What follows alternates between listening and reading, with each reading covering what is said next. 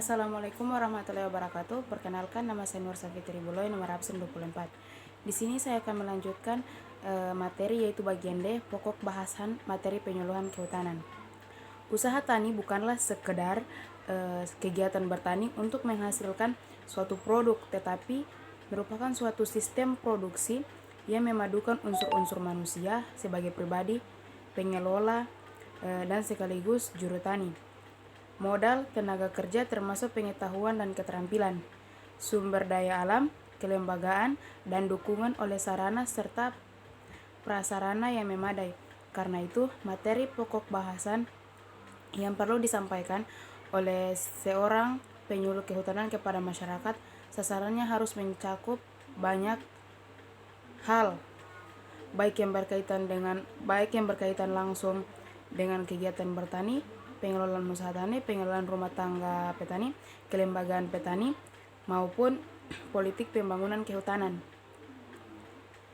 Telaan terhadap pokok bahasan yang diperlukan dalam kegiatan penyuluhan kehutanan, ternyata menghasilkan beberapa pokok bahasan. Pokok bahasannya berikut ini. Yang pertama, ilmu budidaya hutan yang tidak hanya berisikan petunjuk atau informasi tentang apa yang harus dikerjakan, tetapi juga mencakup mengapa, bagaimana, berapa, kapan, dan di mana kegiatan itu harus dilaksanakan agar dapat menaikkan hasil fisik dan pendapatan ekonomi, serta memperbaiki kesejahteraan sosial budaya, serta memperbaiki diri keluarganya maupun masyarakatnya.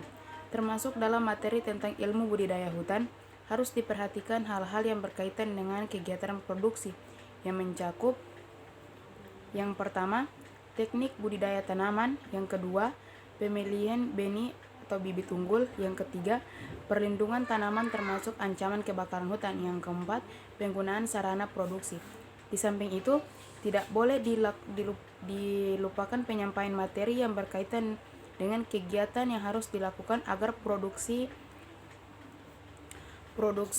yang dihasilkan nanti dapat dijual untuk memperoleh penghasilan yang baik. Bagian B, ilmu ekonomi kehutanan, yang terutama diarahkan kepada perbaikan pengolahan usaha tani yang lebih efisien agar dapat lebih memberikan manfaat ekonomi, pendapat keuntungan yang lebih tinggi. Termasuk dalam ilmu ekonomi kehutanan adalah: yang pertama, pengelolaan usaha tani hutan; yang kedua, ekonomi produksi; yang ketiga, pemasaran hasil kemitraan usaha; yang keempat, pembiayaan analisis usaha tani; yang kelima, perencanaan dan evaluasi; dan yang keenam, akuntansi; yang ketujuh, kewirausahaan. Bagian C, ilmu pengelolaan rumah tangga petani. Tidak dapat disangkal bahwa pelaksanaan utama pembangunan hutan rakyat pada umumnya adalah petani-petani kecil yang belum dapat memisahkan secara tegas antara pengelolaan usaha tani dan kegiatan usaha tani dan kehidupan petani kecil. Selalu dapat dijumpai adanya kenyataan bahwa kegiatan usaha tani merupakan bagian dari kegiatan rumah tangga secara keseluruhan. Karena itu, kegiatan penyuluhan kehutanan yang terutama ditujukan kepada terwujudnya efisien pengelolaan usaha tani harus pula dibarengi dengan kegiatan penyuluhan tentang pengelolaan rumah tangga petani hutan itu sendiri. Tentang hal ini, Peterson 1991 dalam Mardikanto 1991 mengemukakan beberapa pokok bahasan yang perlu diperhatikan dalam pengelolaan rumah tangga petani, yang mencakup: pertama, pengelolaan tentang makna dan hubungan antara usaha tani dengan ekonomi rumah tangga sebagaimana dikemukakan. Yang kedua, pengelolaan ekonomi rumah tangga secara keseluruhan termasuk usaha taninya, yang mencakup inventarisasi sumber daya yang tersedia dan dapat dimanfaatkan, optimasi alokasi sumber daya, perencanaan dan evaluasi pengelolaan ekonomi rumah tangga. Yang bagian D, kelembagaan petani. Berbeda dengan golongan masyarakat yang lain, masyarakat desa hutan pada umumnya masih memiliki hubungan sosial yang sangat erat kaitannya dengan yang lain. Hal ini terjadi bukan saja karena masih memiliki hubungan kekerabatan dalam suatu sistem keluarga luas extended family, tetapi sifat pekerjaan dan usaha tani yang mereka lakukan seringkali menuntut kerjasama dan kesepakatan bersama, seperti dalam perlindungan hama penyakit, pengurusan kredit, dan sarana produksi, pemasaran hasil, dan lain-lain.